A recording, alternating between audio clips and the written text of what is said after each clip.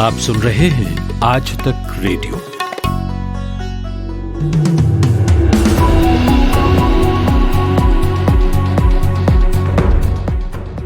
नमस्कार, दोपहर 1 बजे का बुलेटिन लेकर मैं हाजिर हूं प्रतीक वाघमारे।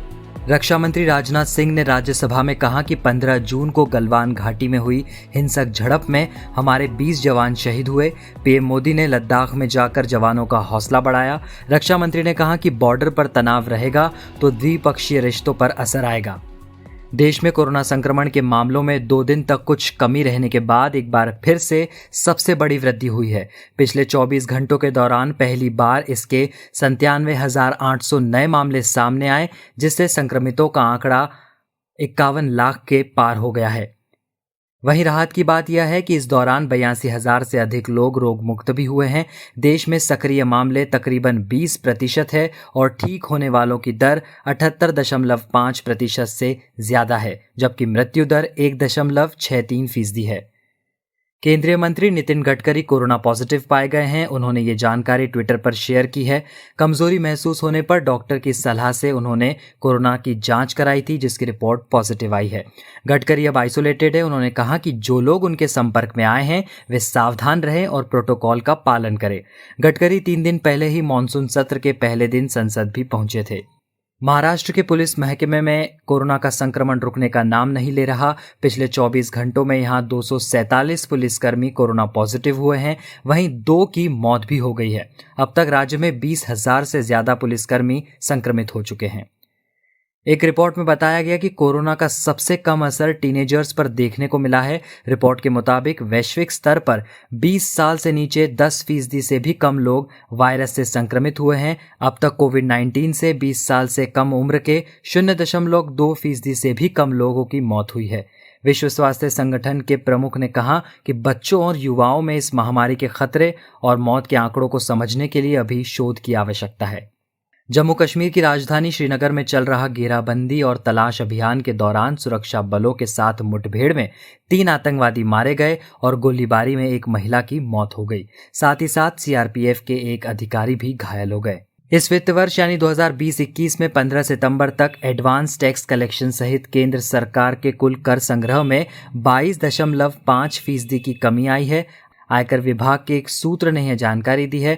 अर्थशास्त्रियों ने इस आंकड़े को अपने अनुमानों के अनुरूप बताया है और कहा कि अर्थव्यवस्था की सुस्त गति को देखते हुए कुल कर संग्रह में जून तिमाही की तुलना में मामूली सुधार की ही अपेक्षा थी। ड्रग्स मामले में रकुल प्रीत सिंह का नाम सामने आने के बाद वो दिल्ली हाईकोर्ट में पहुंची। याचिका में उनके खिलाफ हो रही मीडिया कवरेज को रोकने की मांग की गई है। कहा गया है कि क्यों उनकी इमेज को खराब करने की कोशिश की जा रही है। हाईकोर्ट ने सभी मीडिया चैनल्स को संयम से काम करने के लिए कहा है। सुनवाई अभी जारी है। उत्तर प्रदेश में योगी आदित्यनाथ सरकार ने स्पेशल सिक्योरिटी फोर्स के गठन का ऐलान किया है। इसको लेकर अधिसूचना भी जारी कर दी गई है। एसएसएफ उत्तर प्रदेश में बिना वारंट गिरफ्तारी और तलाशी ले सकती है। हालांकि अब एसएसएफ विवादों में आ चुका है। सपा के प्रवक्ता अनुराग भदौरिया ने कहा, उत्तर प्रदेश में लगातार अपराध बढ़ता जा रहा है। यहाँ पर पुलिस और सरकार का इकबाल खत्म हुआ है। पुलिस का राजनीतिकरण होने का आरोप भी उन्होंने लगाया।